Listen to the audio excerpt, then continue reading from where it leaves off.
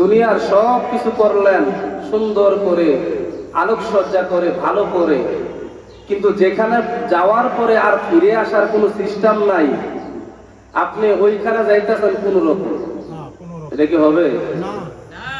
কবরে গেলে কি ফিরে যাওয়ার কোনো সিস্টেম আছে আমার প্রিয় ভাইরা? কোনো সিস্টেম নাই। বরঞ্চ আমাদের ওইখানে আমাদের নেকি বেশি করে নিয়ে যাওয়া দরকার। ওইখানে যদি আমরা কম নিয়ে যাই, যদি আমাদের আমলে না থাকে, তাহলে আল্লাহর কাছে ধরা খেতে হবে কি হবে না? এই জন্য আমার প্রিয় ভাইরা, এসব ধরনের নাফরমানি কথা কেউ বলবেন না। কারণ আল্লাহ তাআলার প্রিয় বান্দা যদি হতে চান, আল্লাহ তাআলার খাঁটি বান্দা যদি হতে চান, অবশ্যই আপনি মুমিন হয়ে কবরে যেতে হবে, ঠিক কিনা?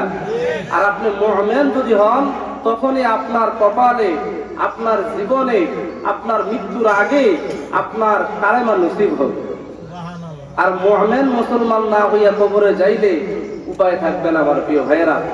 এই জন্য মুমিন কিভাবে হইতে হয় এটা আল্লাহ তাআলা সূরাতুল আনফালের মধ্যে জানিয়ে দিয়েছেন যে এই 5টা গুণ তোমাদের ভিতরে আছে কিনা দেখো। যদি এই 5টা গুণ তোমাদের ভিতরে থাকে, তাহলে তোমরা ধরে নিবা তোমরা ঈমানদার, মুমিন, মুত্তাকি। সুবহানাল্লাহ। তার মধ্যে 1 নাম্বার গুণ হলো মুমিনের 1 নাম্বার গুণ হলো মুমিন যখনই আল্লাহ তাআলার কথা শুনবে, ইন্নামাল মুমিনুনা আল্লাযীনা ইযা যুকিরাল্লাহু ওয়াজিলাত কুলুবুহুম। মুমিন আল্লাহ তাআলার কথা শুনলে মুমিনের অন্তর কেঁপে উঠবে। সুবহানাল্লাহ বলবেন না? মুমিনরা সবচেয়ে বেশি আল্লাহকে ভয় পায়, ঠিক কি না? আল্লাহ বলতেছেন যে মুমিন যদি আমার কোনো বান্দা হয়ে থাকে, তার 1 নাম্বার গুণ হবে সে আমার কথা শুনলে, আমি আল্লাহর আযাব গজবের কথা শুনলে সে ভয়ে থরথর করে কাঁপে, ঠিক কি না? তার মানে মুমিনের 1 নাম্বার বৈশিষ্ট্য হলো মুমিনরা সদা সর্বদা ভয় করে কাকে? আল্লাহকে ভয় করে। আল্লাহর ভয়, আল্লাহর কথা শোনার পরে যদি আপনার মনের ভিতরে নাড়া দিয়ে ওঠে যে আরে আমাকে তো মরতে হবে, আমাকে তো এই দুনিয়া ছেড়ে চলে যেতে হবে, আখিরাতের ভয় যদি আল্লাহর কথা শুনলে আপনার, আল্লাহর ভয় যদি আপনার কলিজা না কাঁপে, মনের ভিতরে কম্পন সৃষ্টি না হয়, তখন কিন্তু আপনার বুঝতে হবে আপনার ভিতরে ঈমানদারের 1 নাম্বার গুণটা কি নাই। এই জন্য আমার প্রিয় ভাইয়েরা, আমরা আল্লাহ তাআলাকে ভয় করতে হবে, ভয় করার মতো ভয়। যেভাবে ভয় করেছেন হযরত ওমর রাদিয়াল্লাহু তাআলা আনহু, হযরত আবু বকর, আল্লাহর রাসূলের অসংখ্য সাহাবীরা যেভাবে আল্লাহকে ভয় করেছেন, আমরাও ঠিক সেভাবে ভয় করতে হবে। আল্লাহ তাআলার ভয় আমাদের ভিতরে নাই বিদায় আমরা অনেক কাজ করি যেগুলো আমাদের কিনা ঠিক না। কথা বলে ঠিক কিনা? অন্যের হক মাইরা খাইতো কি করি না, চিন্তা করি না। অথচ জাহানের বাদশা ওমর ইবনুল খাত্তাব রাদিয়াল্লাহু তাআলা আনহু এত বড় একজন খলিফা হওয়ার পরে, এত বড় একজন খলিফা হওয়ার পরে উনি রাজ্যের হিসাব করতেছে, রাত্রে বসে রাজ্যের হিসাব করতেছে, গভীর রাত্রে হিসাব করতেছে। হিসাবের সময় হযরত আলী রাদিয়াল্লাহু তাআলা আনহু দরজার মধ্যে কড়া নাড়া দিছে, সালাম দিয়েছে। সালাম দেওয়ার পরে ওমর ইবনুল খাত্তাব বলে যে ভাই আলী, তুমি এত রাত্রে আমার দরবারে ভালো তো কিসের জন্য আসলা? হযরত আলী রাদিয়াল্লাহু তাআলা আনহু বলেন, আপনার সাথে একটু পরামর্শ আছে, এই জন্য আপনার কাছে আসছি। ওমর রাদিয়াল্লাহু তাআলা আনহু বলেন যে আমার কাছে পরামর্শের জন্য আসছো, পরামর্শটা কি রাষ্ট্রীয় কোনো কাজ, এ দেশের জন্য কোনো কাজ, না তোমার ব্যক্তিগত পরামর্শ? ওমর রাদিয়াল্লাহু তাআলা আনহুর কথায় আলী রাদিয়াল্লাহু তাআলা আনহু বলেন যে আমার ব্যক্তিগত একটি পরামর্শের জন্য আপনার কাছে আসছি। এই কথাটা বলার পরে সাথে সাথে যে বাতি জ্বালানো ছিল, যে জ্বালানি ছিল, সাথে সাথে ফু দিয়ে ওই বাতি নিভিয়ে দিছে। আল্লাহু আকবার। আলী রাদিয়াল্লাহু তাআলা আনহু তো মনটা খারাপ করে ফেললেন যে আরে আমি আসলাম খলিফা ওমরের সাথে পরামর্শ করার জন্য, আমি আসার পরে উনি কি করলেন, আমাকে দেখা কথাবার্তা তো কিছু বললেন না, বাতিটা নিভিয়ে দিলেন। ওমর রাদিয়াল্লাহু তাআলা আনহু বলেন, আলী উমর রাদিয়াল্লাহু তাআলা আনহু বলেন, আলী তুমি রাগ কইরো না, তুমি রাগ কইরো না আলী। তার কারণ হচ্ছে এই যে বাতিটা জ্বালানো ছিল, এটা রাষ্ট্রীয় তেলে বাতিটা জ্বালানো ছিল। যেহেতু রাষ্ট্রীয় কোনো কাজ এখন আমার তোমার সাথে নাই, পারিবারিক বিষয়, রাষ্ট্রীয় সম্পদ আমাদের কথার মধ্যে নষ্ট হবে, আর আমি মালিকের কাছে কি জবাব দেব? দেখছেন কি ছিলেন? মুসলমানের বাদশা খলিফা হযরত ওমর, যিনি কিনা জান্নাতের সার্টিফিকেট প্রাপ্ত। একটু তেল আনবে, এ তেলের হিসাব যে আল্লাহর কাছে দিতে হবে, এই জন্য বাতি নিবে নিয়েছে। এটা তো রাষ্ট্রীয় কোনো কাজে না। আর আমরা কত হক, একেবারে উপরের লেভেলের লোক থেকে শুরু করে শহীদের পর্যন্ত যত পদের মানুষ আছে, খাইতে খাইতে জীবনটা তেজপাতা বেরো নিতেছে। কথা কয় না, ঠিক কিনা? সুযোগ পাইলে এগুলা খায়, সুযোগ পাইলে এগুলা কি খায়। হালাল হারামের কোনো কি নাই, খবরও নাই। এই জন্য ইমানদার হতে হবে। আল্লাহকে ভয় করার মানে হচ্ছে এটা, যে এরকম ভাবে আল্লাহকে ভয় করতে হবে, জীবনের প্রত্যেকটি মুহূর্তে আল্লাহকে কি করতে হবে?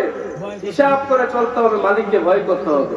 আমি মুখে মুখে শুধু বললাম আল্লাহকে ভয় করি, আসলে আমার কাজে কর্মে নাই, এটার নাম কি না? ভয় না।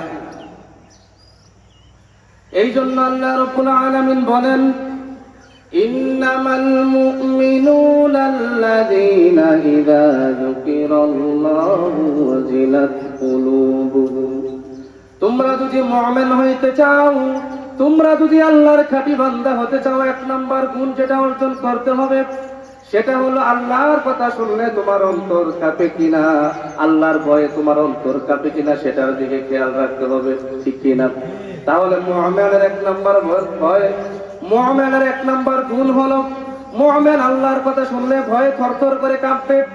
মুমিনের দুই নাম্বার গুণ হলো মুমিন وَإِذَا ذُكِرَ اللَّهُ إِنَّمَا الْمُؤْمِنُونَ الَّذِينَ إِذَا ذُكِرَ اللَّهُ وَجِلَتْ قُلُوبُهُمْ وَإِذَا تُلِيَتْ عَلَيْهِمْ آيَاتُهُ زَادَتْهُمْ إِيمَانًا। মুমিনের দুই নাম্বার বৈশিষ্ট্য হবে, মুমিন যখন কোরআন তেলাওয়াত শুনবে, কোরআনের কথা শুনবে, কোরআন তেলাওয়াত করবে, তাদের ঈমান বাড়িয়ে দিবে কে? কোরআন তেলাওয়াত করলে ঈমান বাড়ে কিনা? কোরআন তেলাওয়াত শুনলে ঈমান বাড়ে কিনা? যাদের হৃদয়ে আছে আল্লাহর ভয়, তারা কবু পথ ভুলে যায় না। আল্লাহর প্রেম ছাড়া এই দুনিয়ায় কারো কাছে কোনো কিছু চায় না। রাতের আধারে যারা সিজদাতে রয়, দু চোখের স্রোতে নদী যেন বয়। রাতের আধারে যারা সিজদাতে রয়, দু চোখের স্রোতে নদী যেন বয়। চলনার হাত ছানি যতই আসুক, চলনার হাত ছানি যতই আসুক, পিছনে ফিরেও তাকায় না। যাদের হৃদয়ে আছে আল্লাহর ভয়, তারা কবু পথ ভুলে যায় না, ঠিক না? আল্লাহর ভয় থাকলে রাত্রে উঠে নামাজ পড়া, 5 ওয়াক্ত নামাজ, এই শীতে যত শীত লাগুক না কেন আপনার জন্য নামাজ পড়া কিনা কঠিন না। এই জন্য আমার প্রিয় ভাইয়েরা, মুমিনের 2 নাম্বার বৈশিষ্ট্য হলো মুমিন কোরআন তেলাওয়াত শুনবে, মুমিন বেশি বেশি করে কোরআন পড়বে, কোরআনের মাহফিলে যাবে, কোরআনের ওয়াজ যেদিকে হয়, কোরআনের কথা যেখানে হয় সেখানে গিয়ে উপস্থিত থাকবে। এটা হচ্ছে মুমিনের 2 নাম্বার বৈশিষ্ট্য। এই জন্য আমার ভাইয়েরা, কোরআন তেলাওয়াতের একটি তাসির আছে। আল্লাহর হাবিব সাল্লাল্লাহু আলাইহি ওয়াসাল্লামের জামানায় নবী করিম সাল্লাল্লাহু আলাইহি ওয়াসাল্লামের কোরআন তেলাওয়াত শুনে অসংখ্য কাফের মুসলমান হয়েছে, ঠিক কি না? কোরআনের মুআজিজা আছে না নাই? কোরআনের মুআজিজা আছে। আল্লাহর হাবিবের কোরআন তেলাওয়াত শুনে অসংখ্য কাফের মুসলমান হয়েছে, ইতিহাস সাক্ষী। এই জন্য বেশি বেশি করে যদি আমরা কোরআন তেলাওয়াত করি, বেশি বেশি করে যদি কোরআন তেলাওয়াত শুনি, আমাদের ঈমানকে বাড়িয়ে দিবেন কে? জন্য আমার প্রিয় ভাইরা, ইসলামের শুরুর দিকে আল্লাহর হাবিব সাল্লাল্লাহু আলাইহি ওয়াসাল্লাম যখন কালিমার দাওয়াত দিতেছিলেন, তখন কাফেররা বিভিন্নভাবে আল্লাহর হাবিব সাল্লাল্লাহু আলাইহি ওয়াসাল্লামকে ঠিসারামশ করা শুরু করেছে। এক পর্যায়ে কাফেররা সিদ্ধান্ত নিল যে মুসলমান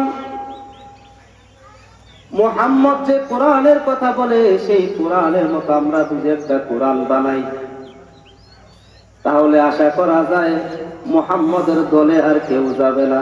নাউজুবিল্লাহ বলেন। মক্কার সমস্ত কাফেররা, বড় বড় কাফেরদের লিডাররা,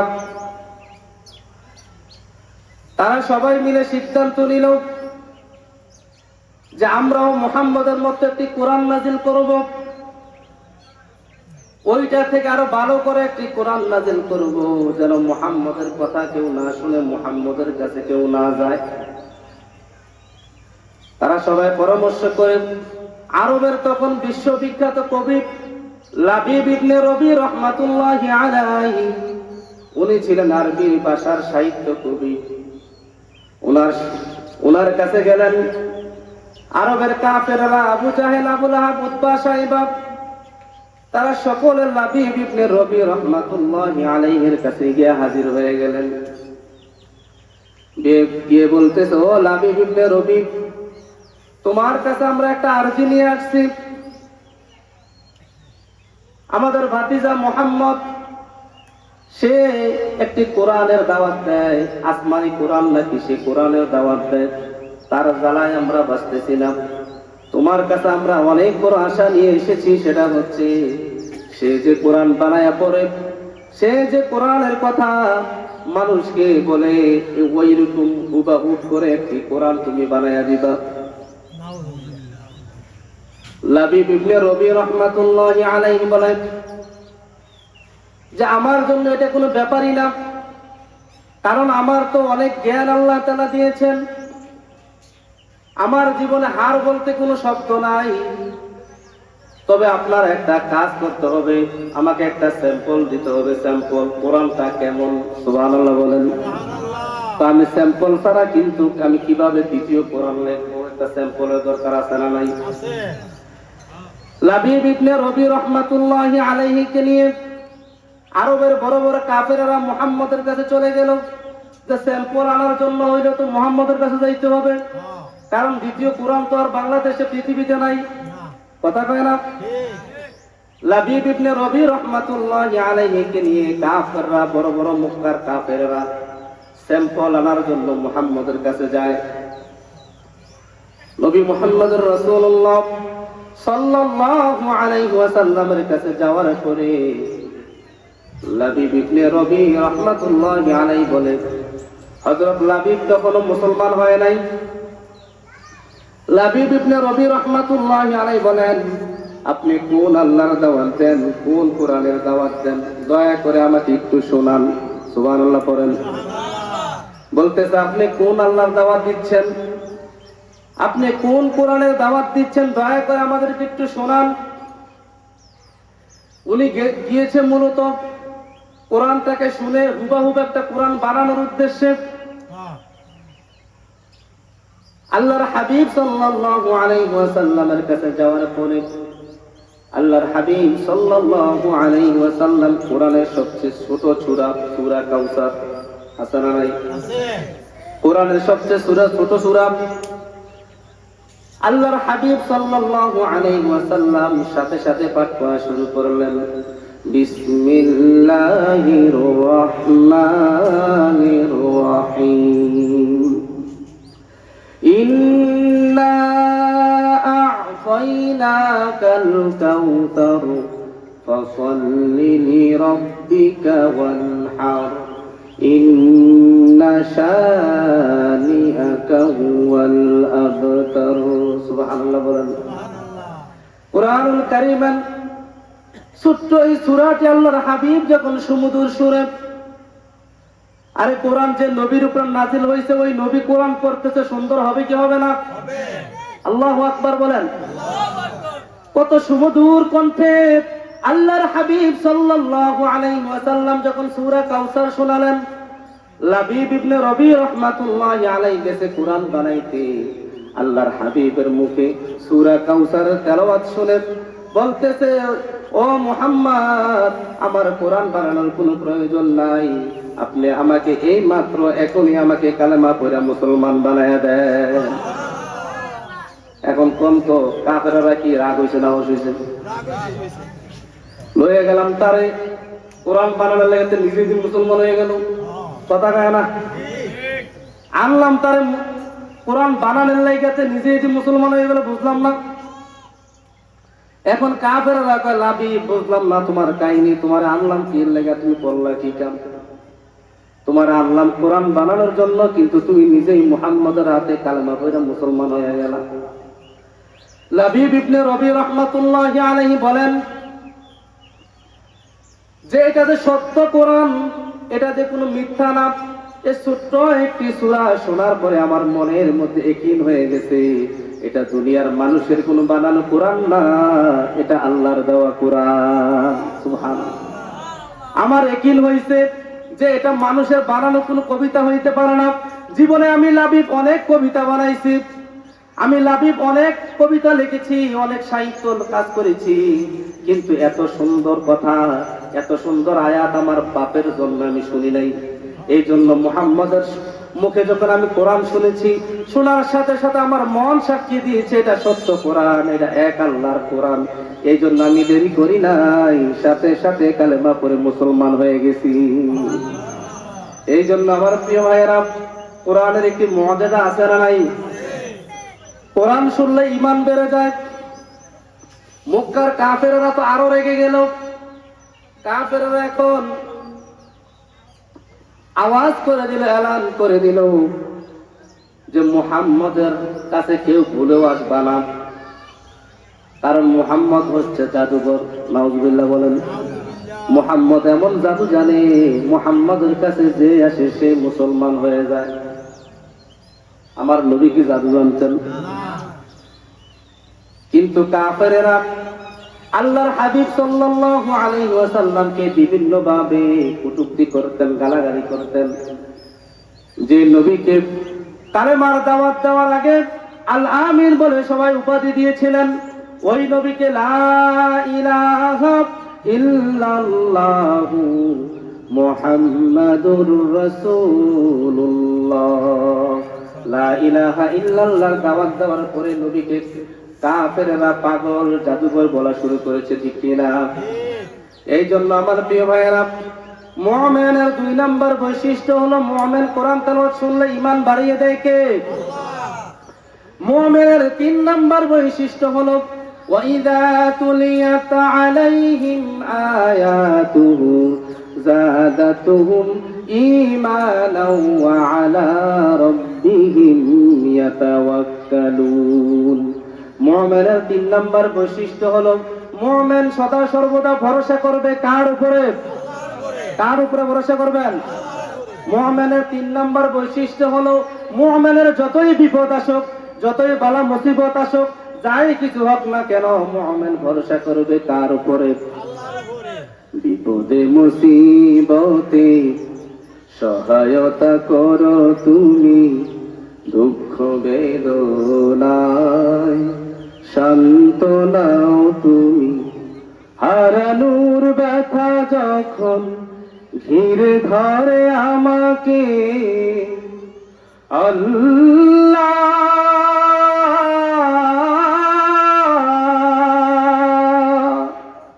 তখন তুমি এসে গভীর ভালোবেসে কমিয়ে দিও ব্যথার পাল্লা, কমিয়ে দিও ব্যথার পাল্লা। একটি জীবনে মা বাবা ভাই বোন, আরো আছে কত প্রিয় আপনজন, কাউকে হারানোর ব্যথায় কাঁদি যদি আল্লাহ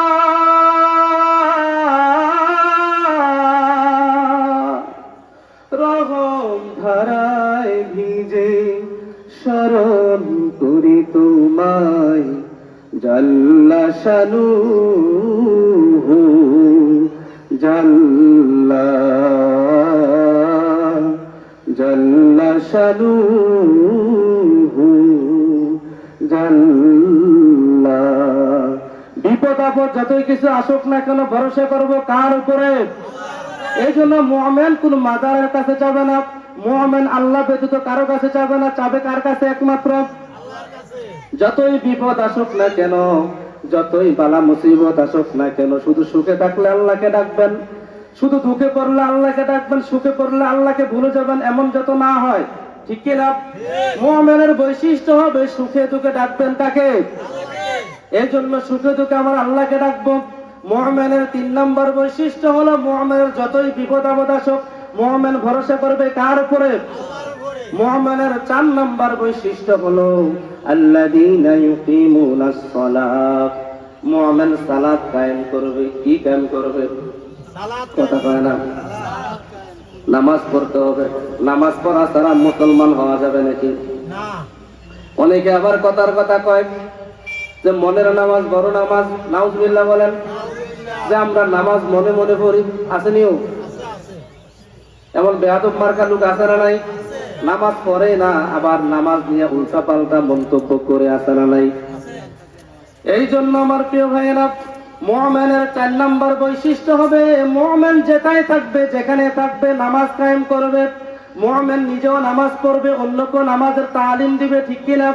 শুধু একা একা নামাজ পড়বে না, মুমিন নিজেও নামাজ পড়বে, পরিবার পরিজন আহলে আওলাদদেরকে নামাজের তালিম দিবে।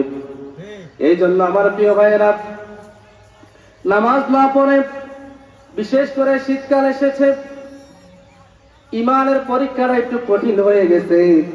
যাদের ইমানের জোর আছে তারাই ফজরের নামাজ উঠে পড়তে পারে। কথা কয় না? আর যাদের ইমানি দুর্বলতা আছে ফজরের নামাজে কম্বল চাইরা উঠতে চায় না। আছে না নাই? এই জন্য নামাজ পড়তে হবে। যারা ফজরের নামাজ না পড়ে ঘুমান, জোহর চলে যায়, আসর চলে যায়, মাগরিব চলে যায়, এশা চলে যায়, আপনার কোনো টেনশন নাই। আমার প্রিয় ভাইয়েরা, আপনি যে ফজরের নামাজ না পড়ে ঘুমাইলেন, এমনও তো হইতে পারে জোহরের পরে আপনার জানাজা হয়ে যাবে। কত মানুষ এই জমিনের মধ্যে দেখেছি, কত মানুষকে দেখেছি রাত্রে ঘুমাইতে ভালো মানুষ, কিন্তু ফজর ওয়াক্ত দেখা যাচ্ছে ডাক্তার তাছাড়া উঠে না। কথা কয় না? আছে না নাই? অনেক মানুষ আমরা দেখেছি যে কি হয়েছে বলে কিছুই তো হয় নাই, ভালো মানুষ ছিল, রাত্রে ঘুমাইছে, সকালে ডাকতেছে আর উঠতেছে না। আছে না নাই? 1 সেকেন্ডের গ্যারান্টি আমাদের নাই, তারপর আমরা কত বেড়াগিরি করি। অনেকেই বলে যে হুজুর আজকে নামাজ, এখন নামাজের কথা বললে বলে যে হুজুর আগামী দিন থেকে পড়মু, কিছুদিন পরের থেকে পড়মু। মনে করতেছে অনেকেই যে আমি তো এখনো যুবক রয়েছি, আমি তো বুড়া হই নাই। অনেকেরা ট্রেডিশন মনে করে যে যুবক বয়সে নামাজ পড়ানো লাগে না। আছে না নাই? অথচ নামাজের সময় যখন হয়ে যাবে, প্রাপ্ত বয়স্ক যখন হয়ে যাবে, তখনই নামাজ ফরজ হয়ে যায়। নামাজ পড়তে হবে। মৃত্যুর কাছে কোনো বুড়া নাই, জোয়ান নাই। কথা কয় না? বাবার আগে ছেলে চলে যায়, ছেলের আগে বাবা চলে যায়। এই জন্য নামাজ নিয়ে কোনো গাফিলতি করা যাবে না। নামাজ নিয়ে যে এখন পড়বো না, একটু পরে পড়বো, এরকম কোনো গাফিলতি আমরা করবো না। 5 ওয়াক্ত নামাজের ইহতিমাম করব। আল্লাহ তাআলা আমাদের সবাইকে তৌফিক দান করুন। সকলে পড়ি আমিন। কেমন করে ঘুমাও তুমি ও মানুষ, কেমন করে ঘুমাও তুমি ফজর করে কাজা, এমন তো হতে পারে জোহরে জানাজা। ঠিক না? এমন তো হতে পারে জোহরে জানাজা। কেমন করে ঘুমাও তুমি, কেমন করে ঘুমাও তুমি ফজর করে কাজা, এমন তো হতে পারে জোহরে জানাজা। তোমার এমন তো হতে পারে জোহরে জানাজা। মুসলিম হয় না জন্ম নিলে মুসলমানের ঘরে, কাফের মুমিন তফাৎটা হয় নামাজের উপরে। ঠিক না? মুসলিম হয় না জন্ম নিলে মুসলমানের ঘরে, কাফের মুমিন তফাৎটা হয় সালাতের উপরে, মানুষ নামাজের উপরে। এই জীবনে নামাজ যেন, এই জীবনে সালাত যেন হয় না কবু কাজা।